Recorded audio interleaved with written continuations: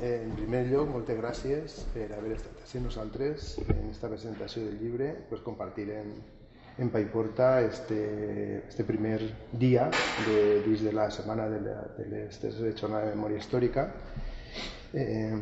Nosaltres trobem molt important i molt bàsic i fonamental la recerca que esteu fent els investigadors i en concret en tu, perquè no és la primera vegada, eres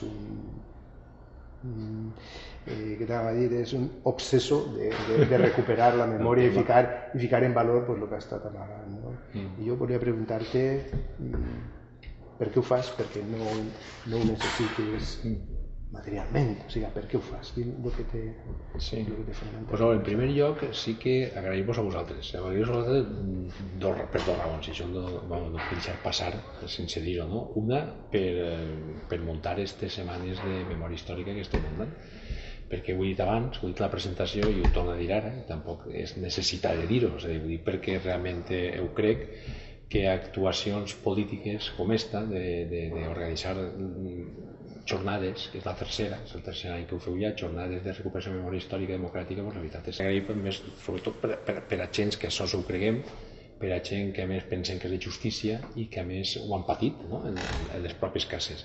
I en segon lloc també agrair que hàgiu comptat amb mi per a poder formar part realment d'esta setmana, que és un plaer enorme haver estat així amb vosaltres. Per què faig això?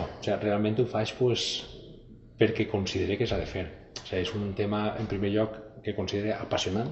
A mi m'apassiona el tema, m'apassiona la història de l'educació en general, però en particular soc un obsessionat, de veres, estic obsessionat en el tema d'este període. I estic obsessionat. I jo crec que l'obsessió d'alguna forma ve donada per dues raons, no? Una, perquè crec que és de justícia, el que m'estava comentant abans, no? Crec que s'ho mereixen, és a dir, quan així en Espanya ve la democràcia i se fa la LOCSE i se tira la LOCSE endavant, que va ser molt positiva, i la que el contingut va ser molt bé, li pega la volta al calcetí, realment estava tot inventat. Tot inventat. Tu estàs llegint molts dels principis de la LOCSE i tal, i ho veus en la política republicana que era dels anys 30, no? Entonces te'n vas allà darrere i dius, si està allí, quina necessitat, i clar, era un dels preus que pagarem per el tema de la transició, era això, era l'ostracisme, el tapar tot el que s'havia fet. Doncs clar, crec que cal fer-ho, no? Cal tornar allí i demostrar-li a la gent, una, que en períodes difícils, de crisis econòmiques, davant el crac del 29, de crisis econòmiques, de caixons replegs de factures, 1.700 expedients d'escoles que eren 70 milions de pessetes el que necessitaven per tirar endavant i els expedients que n'hi havia. Els polítics, no tots, lògicament, però sí que molts polítics, sempre quan entren, sempre la culpa es l'altre, no puedo hacer nada porque es que mira los cajones que me han dejado. Pues nosotros en los cajones en 70 milions de pessetes en expedients. Un pressupost d'això, de 25.000 milions de pessetes de deute, un pressupost de 4 milions de pessetes, això és per educació. I davant d'aquesta situació que visquem en aquesta època, quan l'any 31, el lema que va ser més escoles i millors mestres, ho tiren endavant. Ho fan, per tant, és possible, sí que se pot. 7.000 escoles en un any. Exacte, en un any 7.000 escoles, però després fan un pla nacional per a crear la resta d'escoles que li feien falta, 27.000 el que feien falta d'escoles en Espanya, i després fan un pla quinquennal, el primer 7.000, els altres anys 5.000 cada any. Com diner no en tenen, el segon any el que fan, aproven és un pla nacional de cultura i li injecten 400 milions de pessetes en deute públic i 200 milions de pessetes més els ajuntaments. 600 milions de pessetes.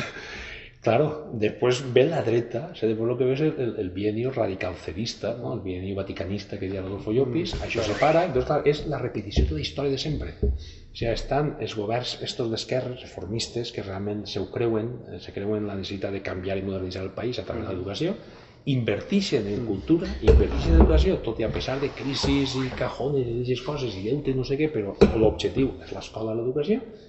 Ve la dreta posteriorment, separen altra volta les construccions, separen la forma, separen tots els projectes. Vols dir que la dreta que pensa li dona molta importància a l'educació i el que veu és que és un perill l'educació en mans que no controlen? Jo crec que és això. Per exemple, estic parlant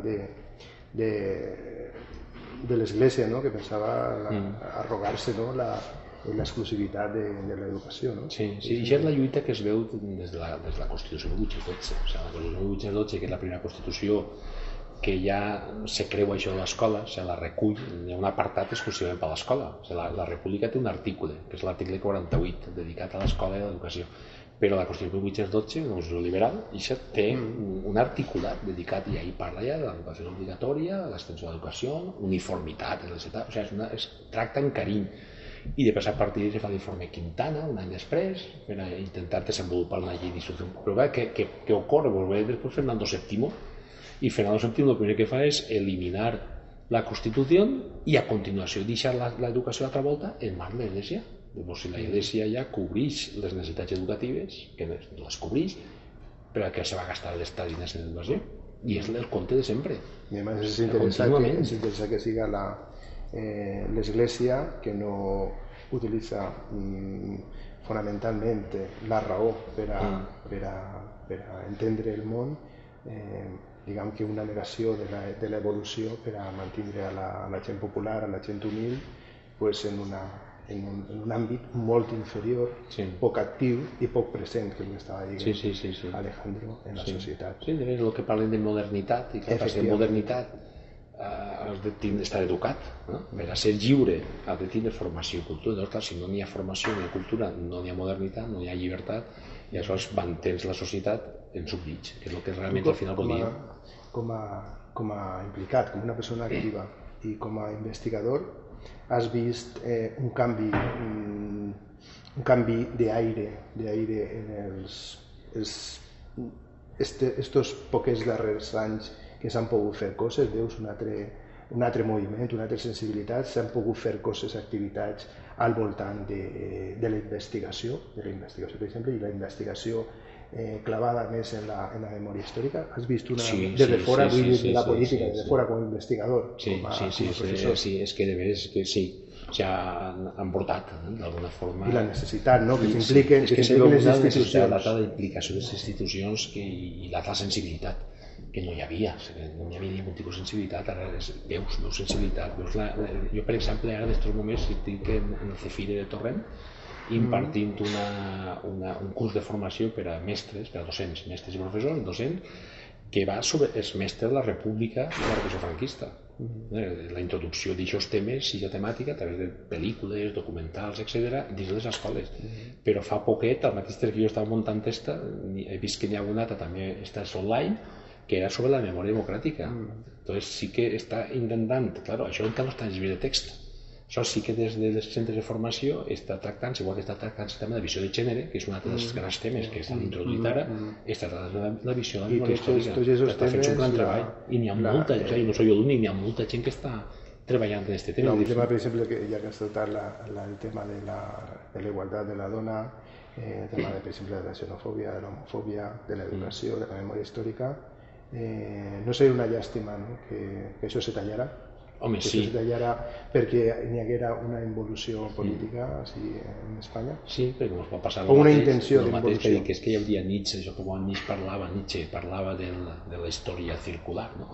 Sí, del eterno retorno. Exacto, l'eterno retorno, no? Jo parlava de l'eterno retorno i és que és de veure, no tornem a altra volta a aquella època, no? Quan la república arriba, tira endavant tots aquests projectes, aquestes reformes, i després ve la dreta, recomana les eleccions del 33, guanya la dreta, i hi ha una coalició entre la CEDA i el Partit Republicano Radical de les RUCs, i hi ha una involució, però una involució absoluta. Una de les primeres coses que intenten llevar és el tema de la coeducació, que no arriben a poder-la eliminar de l'escola de magisteri, que ja estava instaurada, però no s'aplica després més enllà. Entonces una involució a tope, i sobretot al principi en el tema de l'educació. Entonces està demostrat, en aquesta lluita que té jo entre liberals i conservadors en el segle XIX, cada vegada que accedeix la dreta n'hi ha una involució, perquè no només en aquests moments està en perill no només el que és l'educació pública, per lo que estem sentint i estan veient i estan dient, no? Que damunt no s'amaguen. És a dir, que normalment fins ara s'amagaven, no ho deien i després actuaven quan estaven en el govern. I la gent estava, Sí, però és que ara no s'amaguen, estan dient tot tranquil·lament, tot, i diuen, no, és una involució a tots els nivells, nivell social, a nivell cultural, a nivell educatiu, a tots els nivells. Tota la gent hauria d'estar... M'agradaria que es digueres algo pues, a la gent de Paiporta que pot veure estos tracks, ¿no? este tall de vídeo. Pues bueno, sobre el tema que vull, que és evidentment sobre el tema del teu llibre. Sí, per dir-los que estem en Paiporta, que la veritat és un plaer, i ha sigut un plaer per a mi estar en este poble, en Paiporta. Tinc gent coneguda i amics així en aquesta població i la veritat és que s'està treballant molt bé. Ho estàvem comentant en gent de Paiporta, crec que és que treballa amb mi en l'institut, i estàvem comentant la tasca que a nivell cultural i a nivell educatiu que està fent així en Paiporta. I la veritat és que quan en un poble veus que l'educació i la cultura se la tracta com realment se l'ha de tractar i és centre de moltes activitats, pues ànim, vamos, que a continuar i per molts anys. Moltes gràcies. Gràcies a vosaltres. La teua casa. Gràcies.